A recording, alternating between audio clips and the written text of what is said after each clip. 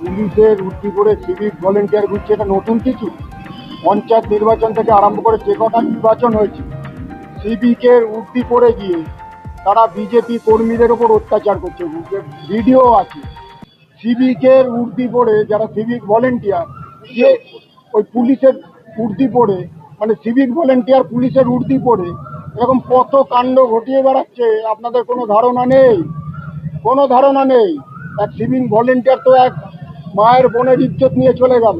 অর্থাৎ সিভিক ভলেন্টিয়াররাই এখন বকলমে যারা তৃণমূলের, যারা হচ্ছে ক্যাডার বলুন, তৃণমূলের দালাল বলুন, তৃণমূলের গুন্ডা বলুন, আজকে মমতা ব্যানার্জি সেই গুন্ডাদের, অর্থাৎ পুলিশের একাংশ তো গুন্ডা হয়ে গেছে, তাদেরকে আপগ্রেড করে দিচ্ছে বেআইনিভাবে।